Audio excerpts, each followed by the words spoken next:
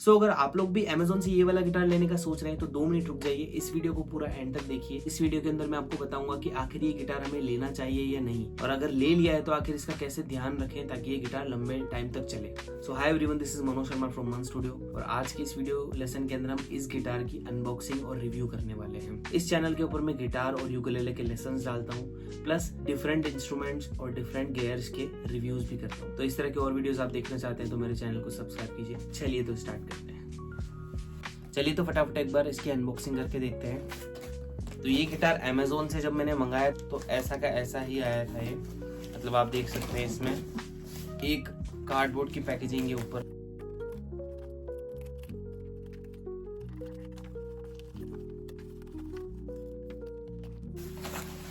ठीक है। तो ये एक सिंगल कार्डबोर्ड की पैकेजिंग में आया था। अंदर हमको ये गिटार है, ये एक बैग आ गया, और बैग के साथ साथ ये स्ट्रिंग वाइंडर्स, मतलब स्ट्रिंग्स को लगाने के लिए, ये ट्यूनिंग की इसको घुमाने के लिए। तो बैग की क्वालिटी बिल्कुल डिसेंट है, मतलब एवरेज क्वालिटी का बैग है। ऑब्वियसली आप इतने सस्ते गिटार में इतनी सारी चीज़ें एक्सपेक्ट नहीं कर सकते हो। गिटार के साथ बैग मिल रहा है, वही बहुत बड़ी बात है।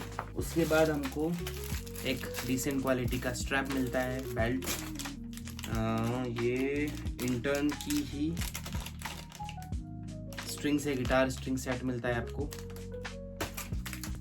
और कुछ प्लेक्ट्रम्स, और ये स्ट्रिंग माइंडर तो है ही। ठीक है, तो ये सब चीजें आपको इस गिटार के साथ ऑलरेडी मिलती है। अब गिटार को देखते हैं। अच्छा, पैकेजिंग तो ठीक थी इनकी। तो सबसे पहले इस गिटार की हम फिट एंड फिनिश की बात करते हैं। देखिए, ये गिटार ऑब्वियसली वुड का बना हुआ है, ठीक है, लेकिन इसका जो ब्रिज पार्ट है वो प्लास्टिक का है, फाइबर का है, ये लकड़ी का नहीं है। स्ट्रिंग्स बिल्कुल लो क्वालिटी की आपको स्ट्रिंग्स लगी हुई मिलती है, लेकिन एज अ बिगिनर ये आपके लिए अच्छा है। फिर बात कर रहे थे हम फिट एंड फिनिश की, तो फिट एंड फिनिश अच्छा है इस गिटार का। अच्छा है इन द सेंस, मतलब आपको ऐसे बहुत ज्यादा गैप नहीं दिखेगा कहीं पे, या फिर कट्स वगैरह नहीं दिखेंगे। तो फिट एंड फिनिश इसका ठीक ठाक है, ठीक है। तो बेल्ट लगाने के लिए एक हुक यहाँ पर दिया हुआ है, और एक हुक यहाँ पर अलग से लगा हुआ है, तो आप स्ट्रैप को इजीली लगा सकते हैं। बात करें इसके ट्यूनिंग पैक्स की, ट्यूनिंग मशीन्स की, तो ट्यूनिंग मशीन्स जो है वो मैकेनिकल ट्यूनिंग कीज है, मतलब डाई कास्ट वाली नहीं है जो पैक होती है पूरी। ये ऐसे ओपन रहेगी, और जो ट्यूनिंग की इसकी नॉब्स है वो भी प्लास्टिक की है, मेटल की नहीं है। ठीक है, तो हमारा गिटार हो चुका है ट्यून।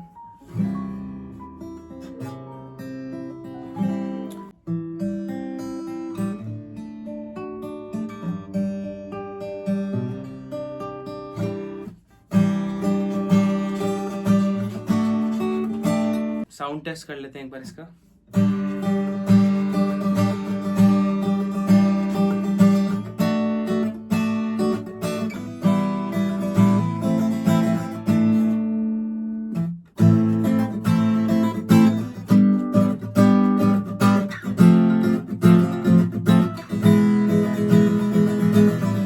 अच्छा, ये एक गिटार है जिसके अंदर ट्रस्ट रोड नहीं आती। ट्रस्ट रोड मतलब एक ऐसी लोहे की रोड होती है इसमें फ्रेट बोर्ड के अंदर, नेक के अंदर, जिससे क्या होता है कि गिटार अगर बैंड हो जाए गिटार का नेक, तो हम उसको एडजस्ट कर सकते हैं। मतलब स्ट्रिंग्स और नेक के बीच में जो गैप है वो कम ज़्यादा हो जाता है, तो उसको हम एडजस्ट कर सकते हैं। उसके लिए एक ट्रस्ट रोड होती है, लेकिन ये गिटार काफ़ी सस्ता है, तो इस गिटार के अंदर ट्रस्ट रोड नहीं आती है। तो अगर ये गिटार किसी रीजन से डैमेज हो जाता है, या फिर इनका जो गैप कम ज़्यादा हो जाता है, तो उसको हम एडजस्ट इजीली नहीं कर पाएंगे।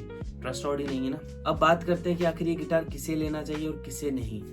तो देखिए, अगर आप एक बिगिनर हैं, आपका बजट 2000 या उससे कम है, तो ये आपके लिए एक आइडियल चॉइस है। मतलब ऑब्वियसली गिटार ही बहुत कम है 2000 की रेंज में, तो आप इस गिटार को ले सकते हैं, लेकिन ध्यान रखना पड़ेगा इसका अच्छे से। अगर आप एक बिगिनर है, नहीं है, इंटरमीडिएट हैं, जो गिटार चेंज करने का सोच रहे हैं, तो मैं उनको ये रिकमेंड नहीं करूंगा। जब आप इसको प्ले करोगे तो वो फील ही नहीं आएगा आपको। तो कुछ अच्छे गिटार्स में जाइए, आप थोड़ा सा पैसा इन्वेस्ट कीजिए, अच्छे गिटार्स में जाइए। अब अगर आप एक बिगिनर हैं, लेकिन फिर भी आपका बजट ज़्यादा है, या बजट का आपको कोई इशू नहीं है, तो मैं ये गिटार आपको बिल्कुल सजेस्ट नहीं करूंगा। You should spend a little more on the instrument, 5-6 हज़ार के अंदर आपको एक अच्छा ऑप्शन मिल जाएगा वॉल्ट का EA20 या फिर कॉर्ड के गिटार्स हैं या फिर यमाहा के F280 या F310 जो कि 10,000 के रेंज के अंदर गिटार्स आ जाते हैं, तो आप वो गिटार परचेज कीजिए। तो अगर आपका बजट बहुत कम है या 2,000 के अंदर है और आप एक बिगिनर हैं और गिटार लेना चाहते हैं तो इससे आप स्टार्ट कर सकते हैं, या फिर किसी को गिफ्ट करना चाहते हैं तो उसके लिए भी ऑब्वियसली अच्छी चीज़ है। अब मानते हैं कि आपने ये गिटार खरीद लिया है, तो अब क्या करना है?